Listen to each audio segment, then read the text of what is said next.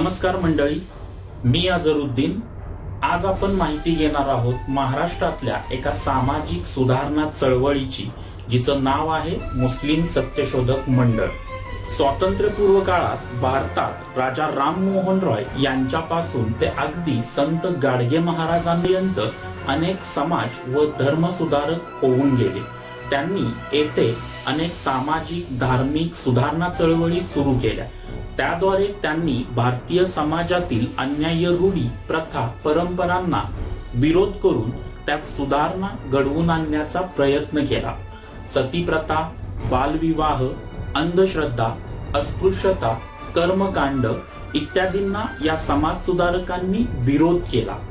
स्त्री शिक्षण, विधवा पुनर्विवाह, प्रौढ विवाह इत्यादींचा पुरस्कार केला।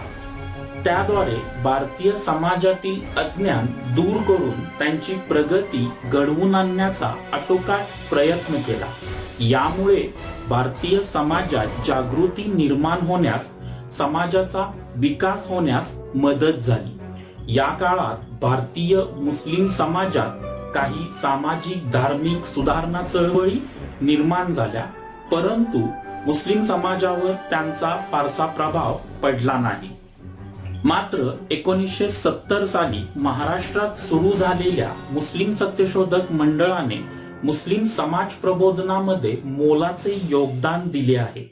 मुस्लिम सत्यशोधक मंडळाने मुस्लिमांमध्ये प्रचलित असणाऱ्या तोंडी तलाक, बहुबार्या पद्धतीला विरोध केला।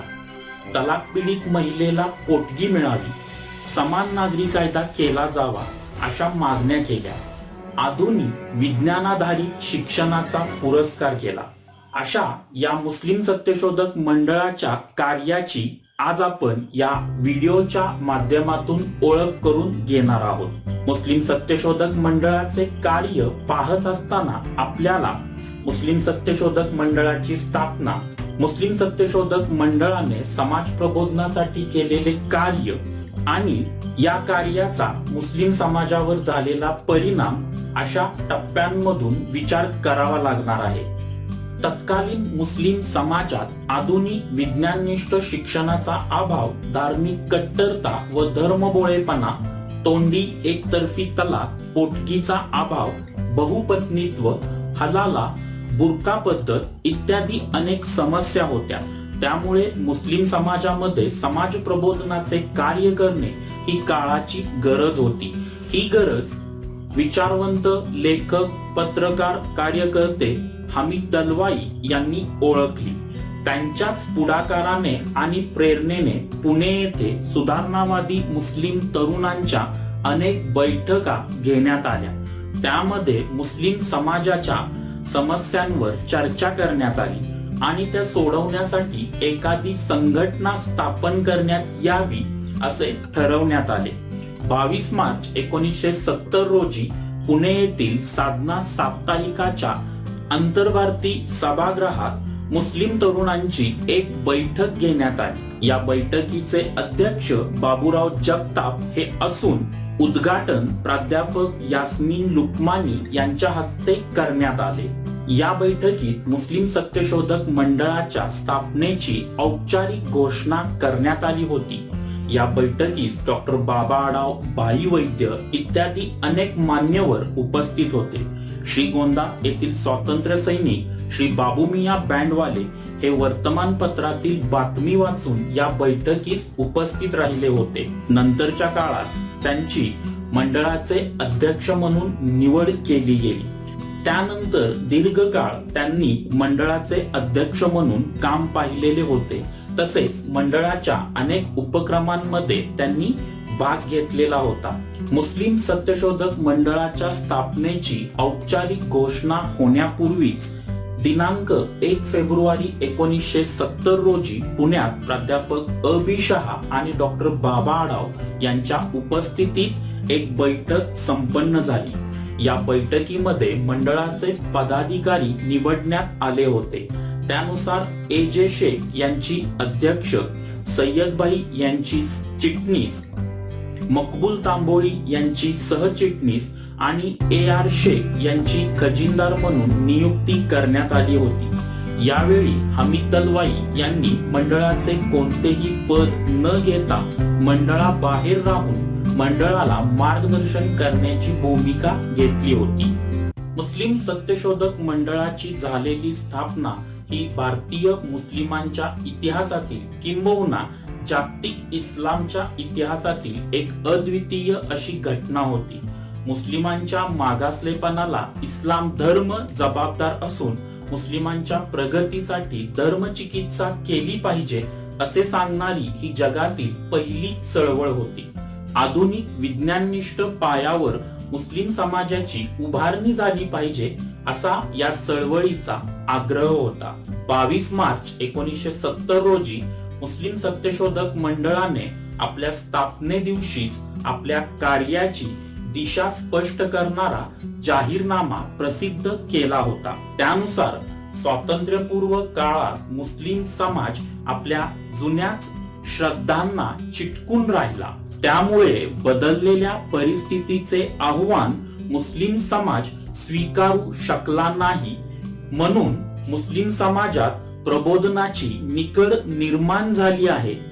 त्यासाठी मुस्लिम सत्यशोधक मंडळाची स्थापना करण्यात येत आहे असे या जाहीरनाम्यात स्पष्ट करण्यात आले होते.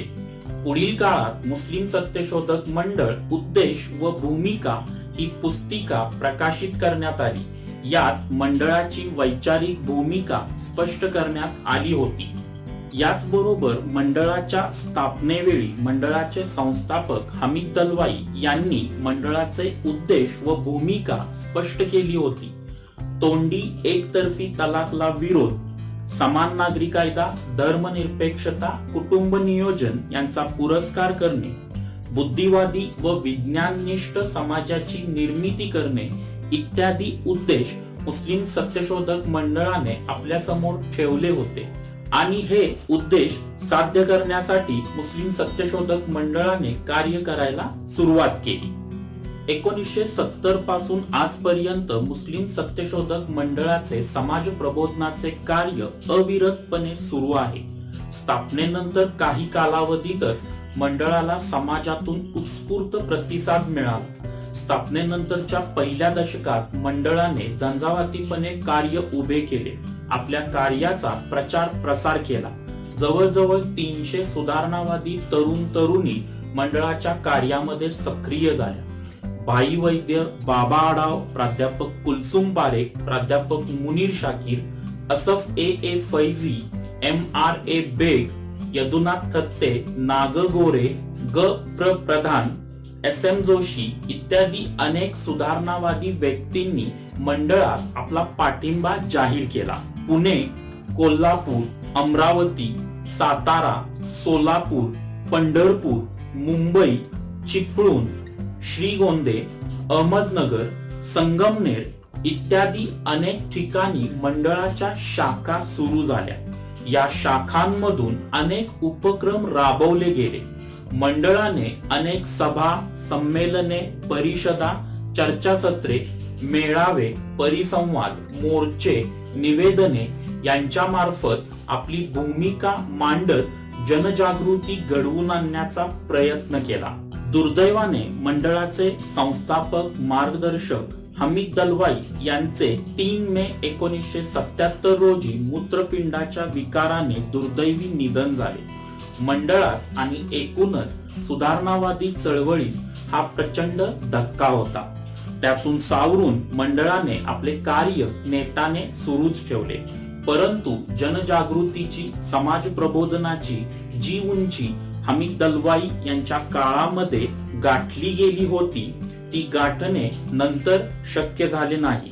2020 हे मंडळाचे सुवर्ण महोत्सवी वर्ष असून आजही मंडळाचे कार्य कमी जास्त प्रमाणात सुरू आहे.